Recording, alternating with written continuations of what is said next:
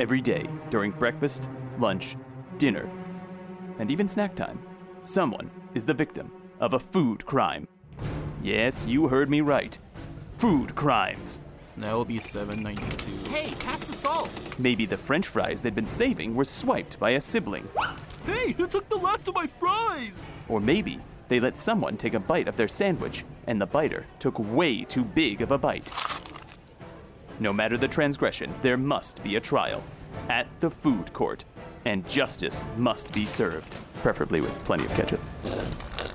Welcome to Food Crimes. Warning, the food crimes you're about to hear are real and may not be suitable for hungry listeners.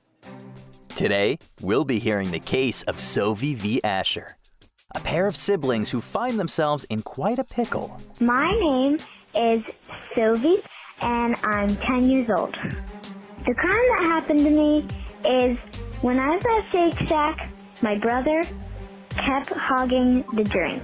Sophie says that even though she wanted her own milkshake, she and her brother Asher agreed to split one. I thought that it was going to be nice, and we were going to each have our own shake, but my brother said he just wanted to share one because he didn't have room for a whole one. And I said, okay, but you better not hog it, but he did anyways. According to Sophie, Asher did the unthinkable. He probably had 3/4, and I probably had 1/4. So she's taking him to food court. It's a food crime because it's not fair if he's getting so much and we're supposed to share it, because I'm doing my part by drinking a little bit, but he's always having more than I am. But Asher believes he's innocent. He argues that his thirst made it impossible for him to stick to the deal they'd made. When I'm drinking, I just can't always look what I'm drinking, and I usually drink a lot because sometimes I'm dehydrated, sometimes my lips get a little chapped, and my head will get hot. And when it's in the summer, I'll probably get dehydration, and sometimes having smoothies is kind of refreshing. So there you have it, portion plaintiff and the dehydrated defendant. One story, but two sides. Now it's up to their lawyers, the judge, the jury, and you to decide. Did Asher commit a food crime? Or is Sophie's case on milk-shaky ground? Let's step inside the courtroom to hear more.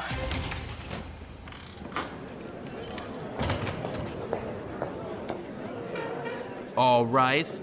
The Honorable Judge Foodie presiding over the case of Sophie v. Asher. Charges are breach of food contract and hogging to the 3/4 degree. Thank you, Bailiff. Hello, counselors. Everyone, you may be seated. Hello, Your Honor. Good to see you again, Your Honor. All right, enough chit-chat. Opening statements will begin now at this very moment immediately with no delay, starting with the prosecution. Counselor Catherine Flambe, please proceed. Thank you, Your Honor. Friends in the jury, this one's easy. The siblings agreed to a split, and split means half. Asher drank more than half, food crime. Boom. Order. Okay, Counselor Stephen Reven, please give us your opening statement on behalf of your client. Thank you, Your Honor. And friends in the jury, my client Asher does not in fact deny drinking 3/4 of the milkshake. Rather, he believes that this so-called contract to share is null and void, given a very special circumstance. It was hot out and he was pretty thirsty. That means he had no choice but to do everything in his power to slake his thirst. He believes he is not guilty on all charges. Thank you, Counselor Reven. We will now begin arguments. Can I go first? You may, Counselor Flambe. Great. That's wrong, Reven's wrong. It doesn't matter what excuses or stories he wants to blather on about. A split is a split. Sophie could have enjoyed 100% of a milkshake that day, but instead, she was left 25%. 1/4, less than half. For that, she's due 100% justice. You see, you believe that because you have not allowed yourself to fully grasp the agony that Asher was suffering. Allow me to paint you a beautiful word picture. Here he goes. Buckle up, everybody. So that I might reach deep, deep into your gooey hearts. Ugh. And find pity for dry parchedness. Asher was dehydrated, ladies and gentlemen. He was parched, unhealthy. Ask yourselves, could you agree? Could you promise 50, 30, 80, 99, 2% of anything if you were thirsty in such a way? I couldn't do it, can't stand being thirsty. No, sir. Asher's a better man than me. Or at least he tried to be. First of all, please. Second of all, surely water is a better thirst quencher than a milkshake. He could have very easily gotten himself a water if he was so thirsty. No, I want you to all listen to submitted Exhibit B. Here is Sophie suggesting the true motive behind Asher's big ol' sips. Well, here's another thing. I love strawberries, and he knows that, but he also really likes strawberries. So I don't think he really knew that we were going to get strawberry, but once he knew, then he was tempted to drink a lot of it, and it was really good too. He loved the flavor. And so, as soon as he tasted that strawberry, he couldn't resist breaking his contract. That does not mean poor Asher wasn't thirsty. Stephen, listen to the evidence. Listen to me. Food law is very clear about this sort of thing. When you make an agreement to share, you are as much saying, I get half, as you are saying, you get half. You take on the responsibility to watch your share. Wait, say that again. Say what again? Everything I just said? First, I enter the room. I said, hello, Your Honor. And everyone looks at me, and I... No. Say the part where you said, watch your share. Watch your share? Yes! Watch your share. Yes, that's what I... Watch your share! Watch! Mr. Reven! Counselor Stephen Reven, enough with the dramatics. What's this about? Your Honor, I just remembered that I have some evidence, some new evidence, that I would like to present to the court. That's so Reven. Can you do that? Yeah, of course. I would now like to play a recording I have from an interview with my client, Asher. Listen carefully. So when I share with my sister sometimes, I take like 5 minutes away and she's still there with it. I take 5 minutes away and she's still there with it. So he's not always thinking a lot, but sometimes I get really thirsty and then I put it down again and then I start drinking again, because I like to do that. Sophie's not always drinking a lot, but sometimes I can get really thirsty. I put it down and then I start drinking again. There you have it.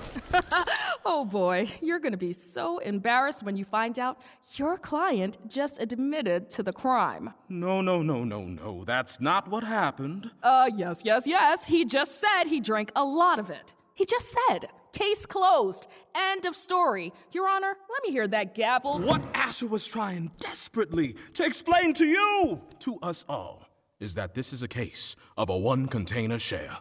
Kind people here today, if you are in a position to split a sandwich of any kind with another person, what is the wisest course of action before a bite is bitten? Do you want me to answer? No! I'll do the answering around here. The very first thing you do is cut that sandwich right in half. Before a bite is bit, you must split. Then there can be no argument about whether or not both people got equal amounts because equality was already established before the food was consumed. Right? Sure. Right! I said sure. Sure is all you're getting. You know what? I'll take it. Now, a split is easy on a sandwich, yes? But how do you split a liquid? Without a second container on hand, there is no way to divide it into equal halves. Instead, that single container must be passed back and forth between the sharers. But what if the sharers sip at different speeds? In the first 5 minutes of her turn holding the cup, Sophie barely took a sip. Asher, meanwhile, was suffering beneath the hot sun, sipping quickly, not only to quench his thirst, but because he knows that on a hot day, that's really the best way to drink a milkshake. I mean, am I right, folks? Objection, Your Honor. Sophie is entitled to drink however she likes to drink. There is no correct way to sip a shake. Sustained.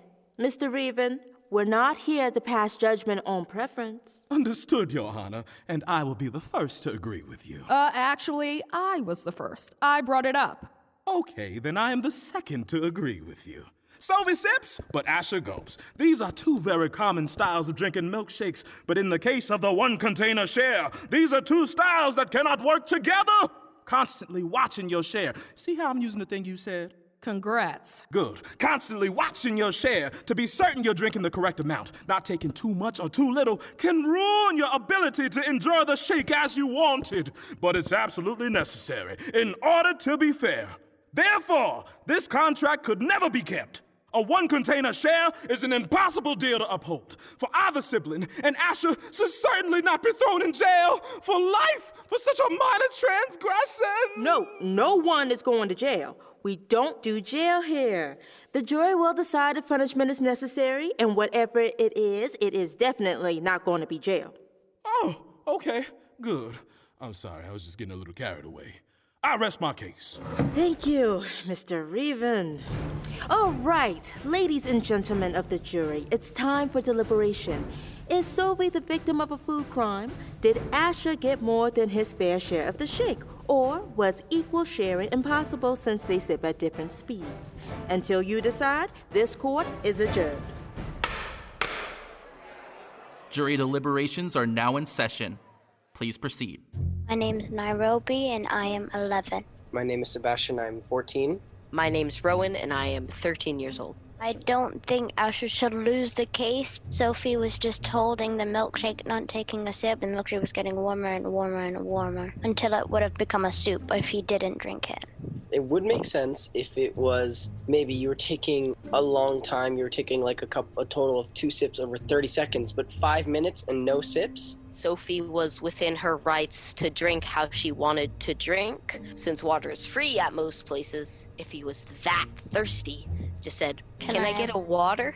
Being in a hot day and being thirsty is hard, but if you're in a desert with a companion and you drank all the water because you were thirsty, that would merit some sort of retribution. Both of them were hot. Both of them were in that hot day. Both of them should have gotten half.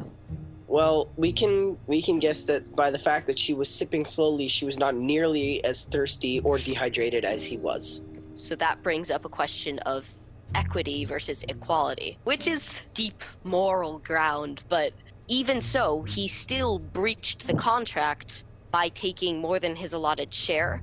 Well, what were the details of the contract? Was it a strict half and half? Food law would dictate that an equal split is a half split.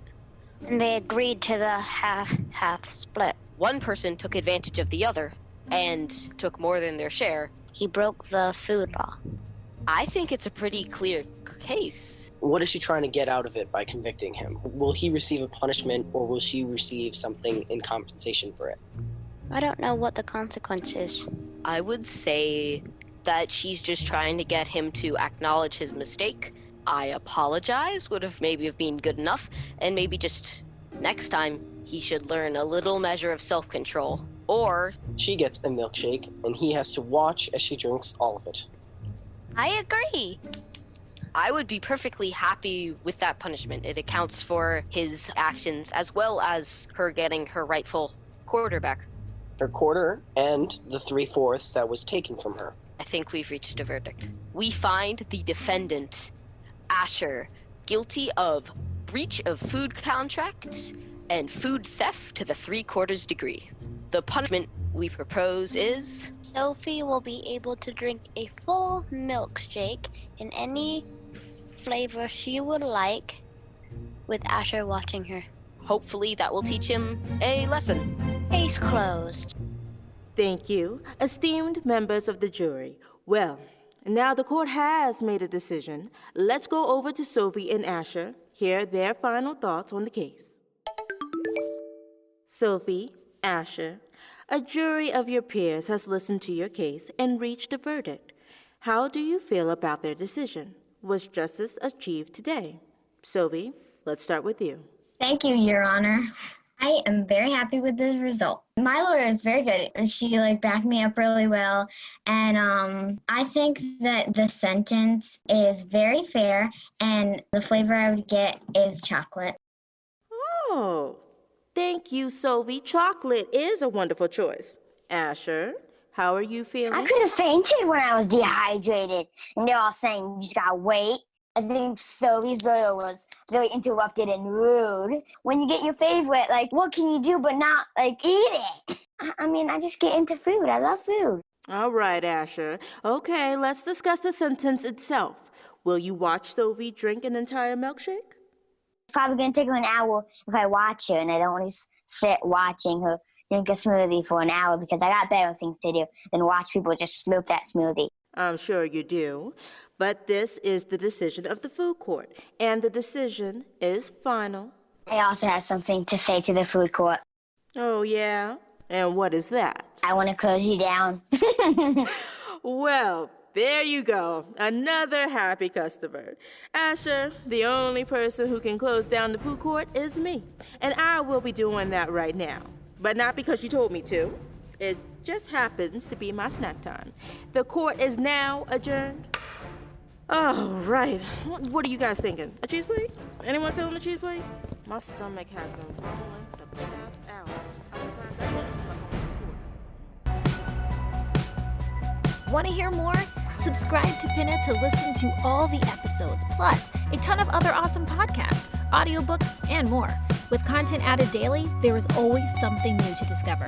Go to pinna.fm, that's PINNA.fm, to start a free trial today.